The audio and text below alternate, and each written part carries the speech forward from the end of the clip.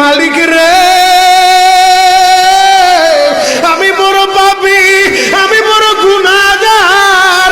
ও দয়ার আল্লাহ, আমি 10 বছর তোমার গোলামি করি নাই, আমি 20 বছর গোলামি করি নাই। আল্লাহ আজকে মনিরুল ইসলাম শরীয়তপুরি আমার ভাই শোনা গেছে তোমারে বন্ধু বানাইলে ওই জান্নাত পাওয়া যাবে। মালিক রে, তুমি আমারে দাও না মাফ কইরা। যুবক রে, যদি কেউ আল্লাহরে বন্ধু বানাইতে পারে তার কোনো আর চিন্তা নাই, তার চিন্তার কারণ নাই গো বাবা। এ যুবক ভাইরা, দাড়ি পাকা বাবাজিরা, সবাই আমার দিকে একটা নজর তাকান। এই যে দেখেন আমি হাতের ভিতরে আহারে টিস্যু দিয়া কাফনের মতো একটা দৃশ্য বানায় ফেললাম।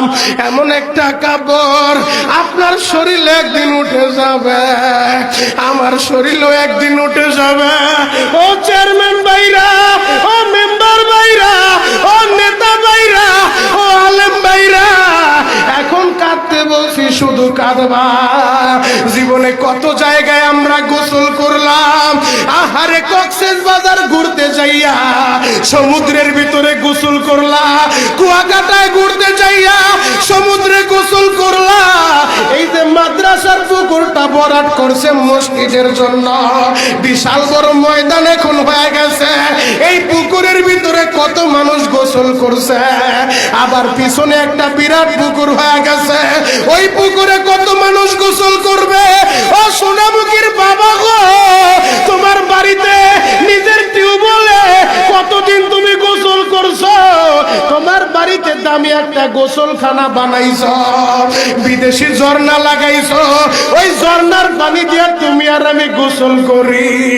এমন একটা দিন তোমারও আসবে, এমন একটা দিন আমারও আসবে, আহার ওই ঝর্ণার পানির গোসল আমার হবে না, পুকুরের পানির গোসল হবে না, আমার আপনার একটা গোসল দিবে। কেমন গোসল দিবে জানেননি? বড়ই পাতার হালকা গরম পানি দিয়া, আহারে মসজিদের কর্নারে পড়ে থাকা 4 পায়ার খাটিয়াটা বাড়িতে নিয়া পর্দা দিয়া একটা ব্যারিকেড দিয়া বড়ই পাতার গরম পানি দিয়া আপনারে আমার গোসল দিবে গো বাবা। ওই গোসলটা যেদিন দেওয়া হবে, আহারে এরপরে আর দামি কাপড় পরতে দিবে